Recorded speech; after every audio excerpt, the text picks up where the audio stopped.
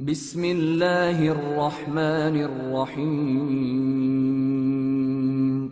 شروع اللہ کا نام لے کر جو بڑا مہربان نہایت رحم والا ہے۔ یہ قرآن یعنی کتاب روشن کی آیتیں ہیں، مومنوں کے لیے ہدایت اور بشارت ہے، وہ جو نماز پڑھتے اور زکوٰۃ دیتی ہیں اور وہ آخرت کا بھی یقین رکھتے ہیں۔ جو لوگ آخرت پر ایمان نہیں رکھتے، ہم نے ان کے اعمال ان کے لیے آراستہ کر دیے ہیں تو وہ بھٹکتے پھر رہے ہیں۔ یہی لوگ ہیں جن کے لیے برا عذاب ہے اور وہ آخرت میں بھی بہت نقصان اٹھانے والے ہیں۔ اور تم کو یہ قرآن اس حکیم و علیم کی طرف سے عطا کیا جاتا ہے۔ جب موسیٰ نے اپنے گھر والوں سے کہا کہ میں نے آگ دیکھی ہے، میں وہاں سے رستے کا پتہ لاتا ہوں یا کوئی شعلہ یعنی ایک انگارہ تمہارے پاس لاتا ہوں تاکہ تم آگ تاپو۔ جب موسیٰ اس کے پاس آئے تو ندا آئی کہ وہ جو آگ میں تجلی دکھاتا ہے بابرکت ہے، اور وہ جو آگ کے ارد گرد ہے، اور اللہ جو تمام عالم کا پروردگار ہے پاک ہے۔ اے موسیٰ، میں اللہ ہوں، عزت والا، حکمت والا، اور اپنی لاٹھی ڈال دو۔ سو جب اسے دیکھا تو اس طرح حرکت کر رہی تھی گویا سانپ ہے، تو پیٹ پھیر کر بھاگے اور پیچھے مڑ کر نہ دیکھا۔ فرمایا اے موسیٰ ڈرو مت، میرے پاس پیغمبر ڈرا نہیں کرتے۔ ہاں، جس نے ظلم کیا پھر برائی کے بعد اسے نیکی سے بدل دیا تو میں بخشنے والا مہربان ہوں۔ اور اپنا ہاتھ اپنے گریبان میں ڈالو، بے عیب سفید و روشن نکلے گا۔ ان 2 معجزوں کے ساتھ جو 9 معجزوں میں داخل ہیں فرعون اور اس کی قوم کے پاس جاؤ کہ وہ بدکردار لوگ ہیں۔ پھر جب ان کے پاس ہماری روشن نشانیاں پہنچیں تو کہنے لگے یہ کھلا جادو ہے، اور بے انصافی اور غرور سے ان کو ماننے سے انکار کیا، جبکہ ان کے دل ان کو مان چکے تھے۔ سو دیکھ لو کہ فساد کرنے والوں کا انجام کیسا ہوا۔ اور ہم نے داؤد اور سلیمان کو علم بخشا، اور انہوں نے کہا کہ اللہ کا شکر ہے جس نے ہمیں اپنے بہت سے مومن بندوں پر فضیلت دی۔ اور سلیمان داؤد کے قائم مقام ہوئے اور کہنے لگے کہ لوگوں، ہمیں اللہ کی طرف سے پرندوں کی بولی سکھائی گئی ہے اور ہر چیز عنایت فرمائی گئی ہے، بے شک یہ اس کا خاص فضل ہے۔ اور سلیمان کے لیے جنوں اور انسانوں اور پرندوں کے لشکر جمع کیے گئے اور پھر ان کی جماعتیں بنائی گئیں، یہاں تک کہ جب چیونٹیوں کے میدان میں پہنچے تو ایک چیونٹی نے کہا کہ چیونٹیوں، اپنے اپنے بلوں میں داخل ہو جاؤ، ایسا نہ ہو کہ سلیمان اور اس کے لشکر تم کو کچل ڈالیں اور ان کو خبر بھی نہ ہو۔ تو وہ اس کی بات سے ہنس پڑے اور کہنے لگے کہ اے پروردگار، مجھے توفیق عنایت کر کہ جو احسان تو نے مجھ پر اور میرے ماں باپ پر کیے ہیں ان کا شکر کروں، اور ایسے نیک کام کروں کہ تو ان سے خوش ہو جائے، اور مجھے اپنی رحمت سے اپنے نیک بندوں میں داخل فرما۔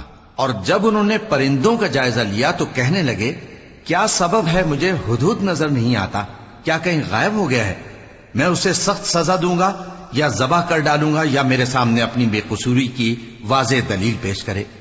ابھی تھوڑی دیر ہوئی تھی کہ ہدہد آ موجود ہوا اور کہنے لگا کہ مجھے ایک ایسی چیز معلوم ہوئی ہے جس کی آپ کو خبر نہیں، اور میں آپ کے پاس ملک سبا سے ایک یقینی خبر لے کر آیا ہوں۔ میں نے ایک عورت دیکھی کہ ان لوگوں پر حکومت کرتی ہے اور ہر چیز اسے میسر ہے، اور اس کا ایک شاندار تخت ہے۔ میں نے دیکھا کہ وہ اور اس کی قوم اللہ کو چھوڑ کر آفتاب کو سجدہ کرتے ہیں، اور شیطان نے ان کے اعمال انہیں آراستہ کر دکھائے ہیں اور ان کو رستے سے روک رکھا ہے، پس وہ رستے پر نہیں آتے، اور نہیں سمجھتے ہیں کہ اللہ کو جو آسمانوں اور زمین میں چھپی چیزوں کو ظاہر کر دیتا اور تمہارے پوشیدہ اور ظاہر اعمال کو جانتا ہے، کیوں سجدہ نہ کریں؟ اللہ کے سوا کوئی عبادت کے لائق نہیں، وہی عرش عظیم کا مالک ہے۔ چونکہ آیت سجدہ تلاوت کی گئی ہے لہذا سامعین پر سجدہ واجب ہے۔ سلیمان نے کہا اچھا، ہم دیکھیں گے تو نے سچ کہا ہے یا تو جھوٹا ہے۔ یہ میرا خط لے جا اور اسے ان کی طرف ڈال دے، پھر ان کے پاس سے ہٹ جانا اور دیکھنا کہ وہ کیا جواب دیتی ہیں۔ ملکہ نے کہا کہ دربار والوں، مجھ تک ایک نامہ گرامی پہنچایا گیا ہے، وہ سلیمان کی طرف سے ہے، اور مضمون یہ ہے کہ شروع اللہ کا نام لے کر جو بڑا مہربان نہایت رحم والا ہے، بعد اس کے یہ کہ مجھ سے سرکشی نہ کرو اور مطیع و فرمانبردار ہو کر میرے پاس چلے آؤ۔ خط سنا کر کہنے لگی کہ اے اہل دربار، میرے اس معاملے میں مجھے مشورہ دو جب تک کہ تم حاضر نہ ہو اور صلاح نہ دو میں کسی کام کا فیصلہ نہیں کیا کرتی۔ وہ بولے کہ ہم بڑے زوراور اور سخت جنگجو ہیں اور حکم آپ کے اختیار میں ہے، تو جو حکم دیجیے گا اس کے انجام پر نظر کر لیجیے گا۔ اس نے کہا کہ بادشاہ جب کسی شہر میں داخل ہوتے ہیں تو اس کو تباہ کر دیتے ہیں اور وہاں کے عزت والوں کو ذلیل کر دیا کرتے ہیں، اور اسی طرح یہ بھی کریں گے۔ اور میں ان کی طرف کچھ تحفہ بھیجتی ہوں اور دیکھتی ہوں کہ قاصد کیا جواب لاتے ہیں۔ پس جب قاصد سلیمان کے پاس پہنچا تو سلیمان نے کہا، کیا تم مجھے مال سے مدد دینا چاہتے ہو؟ سو جو کچھ اللہ نے مجھے عطا فرمایا ہے وہ اس سے کہیں بہتر ہے جو تمہیں دیا ہے۔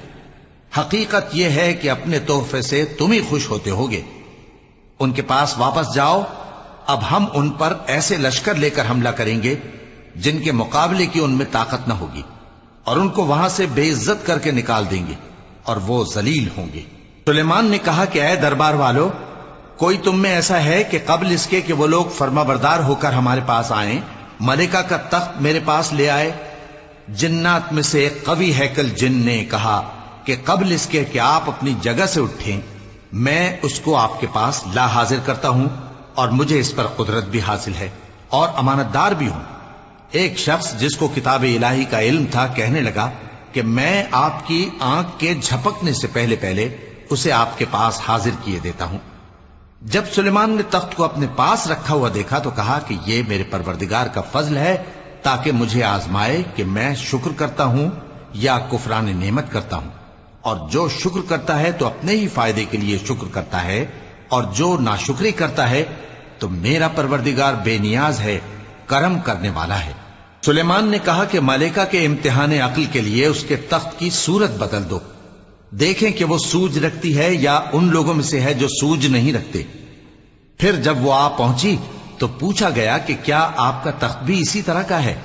اس نے کہا کہ یہ تو گویا ہو بہو وہی ہے، اور ہم کو اس سے پہلے ہی سلیمان کی عظمت و شان کا علم ہو گیا تھا، اور ہم فرما بردار ہیں۔ اور وہ جو اللہ کے سوا دوسروں کی پرستش کرتی تھی، سلیمان نے اس کو اس سے منع کیا کہ وہ کافروں میں سے تھی۔ اس کے بعد اس سے کہا گیا کہ محل میں چلیے۔ جب اس نے اس کے فرش کو دیکھا تو اسے پانی کا حوض سمجھا اور کپڑا اٹھا کر اپنی پنڈلیاں کھول دی۔ سلیمان نے کہا، یہ ایسا محل ہے جس کے نیچے بھی شیشے جڑے ہوئے ہیں۔ وہ بول اٹھی کہ پروردگار، میں اپنے آپ پر ظلم کرتی رہی تھی، اور اب میں سلیمان کے ساتھ اللہ رب العالمین پر ایمان لاتی ہوں۔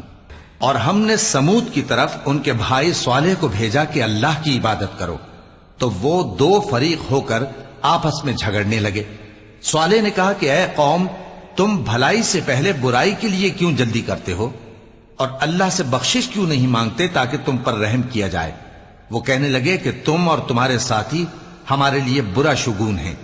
صالح نے کہا کہ تمہاری بدشگونی اللہ کے پاس ہے، بلکہ تم ایسے لوگ ہو جن کی آزمائش کی جاتی ہے۔ اور شہر میں 9 شخص تھے جو ملک میں فساد کیا کرتے تھے اور اصلاح سے کام نہیں لیتے تھے۔ کہنے لگے کہ اللہ کی قسم کھاؤ کہ ہم رات کو اس پر اور اس کے گھر والوں پر شبخون ماریں گے، پھر اس کے وارثوں سے کہہ دیں گے کہ ہم تو اس کے گھر والوں کے موقع ہلاکت پر تھے ہی نہیں، اور ہم سچ کہتی ہیں۔ اور وہ ایک چال چلے، اور ہم نے بھی ایک تدبیر کی، اور ان کو کچھ خبر نہ ہوئی۔ تو دیکھ لو کہ ان کی چال کا انجام کیسا ہوا۔ ہم نے ان کو اور ان کی قوم سب کو ہلاک کر ڈالا۔ اب ان کے یہ گھر ان کے ظلم کے سبب تلپٹ پڑے ہیں۔ جو لوگ علم رکھتے ہیں ان کے لیے اس میں نشانی ہے، اور جو لوگ ایمان لائے اور ڈرتے تھے ان کو ہم نے نجات دی۔ اور لوط کو یاد کرو جب انہوں نے اپنی قوم سے کہا کہ تم بے حیائی کے کام کیوں کرتے ہو جبکہ تم دیکھتے ہو؟ کیا تم عورتوں کو چھوڑ کر لذت حاصل کرنے کے لیے مردوں کی طرف مائل ہوتے ہو؟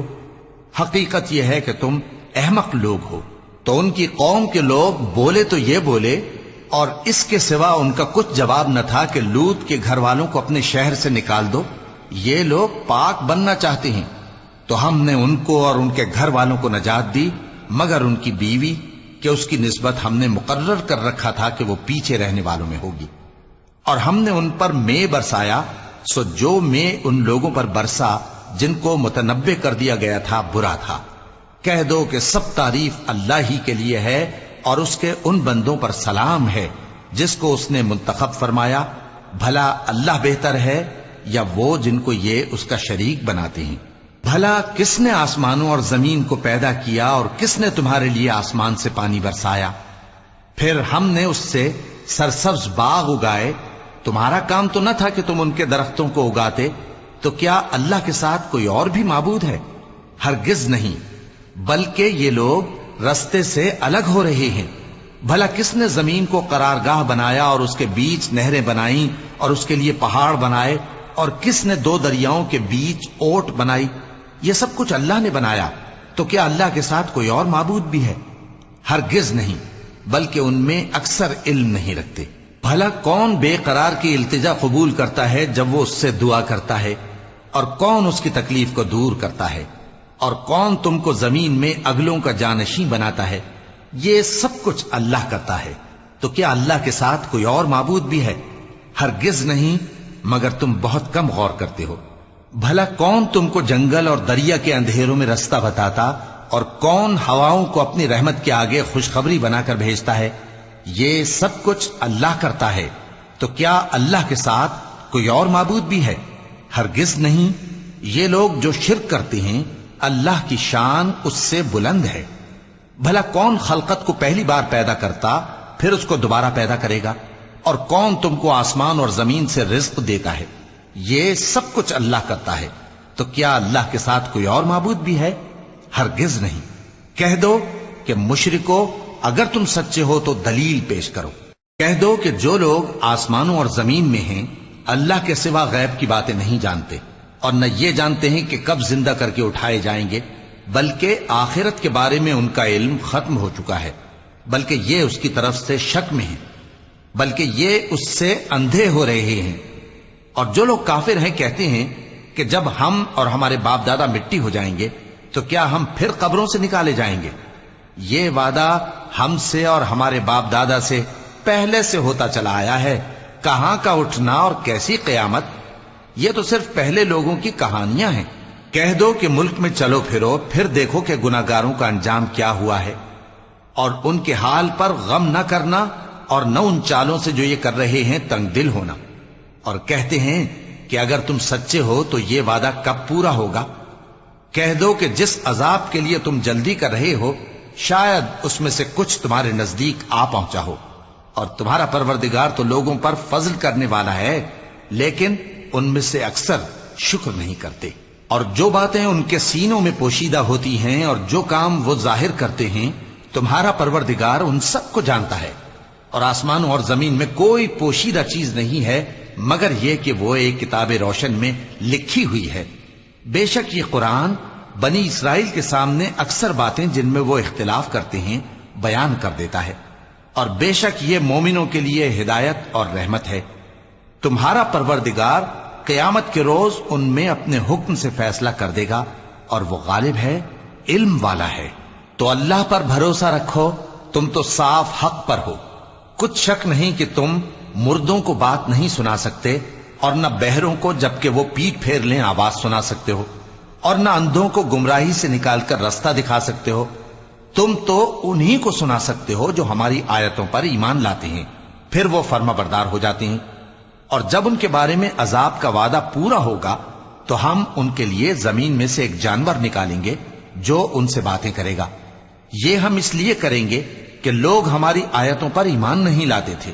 اور جس روز ہم ہر امت میں سے ایک بڑے گروہ کو جمع کریں گے جو ہماری آیتوں کی تکذیب کرتے تھے، پھر ان کی جماعت بندی کی جائے گی، یہاں تک کہ جب سب آ جائیں گے تو اللہ فرمائے گا کہ کیا تم نے میری آیتوں کو جھٹلا دیا تھا، حالانکہ تم نے اپنے علم سے ان کا احاطہ تو کیا ہی نہ تھا؟ بھلا تم کیا کرتے رہتے تھے؟ اور ان کے ظلم کے سبب ان کے حق میں وعدہ عذاب پورا ہو کر رہے گا تو وہ بول بھی نہ سکیں گے۔ کیا انہوں نے نہیں دیکھا کہ ہم نے رات کو اس لیے بنایا ہے کہ اس میں آرام کریں، اور دن کو روشن بنایا ہے کہ اس میں کام کریں؟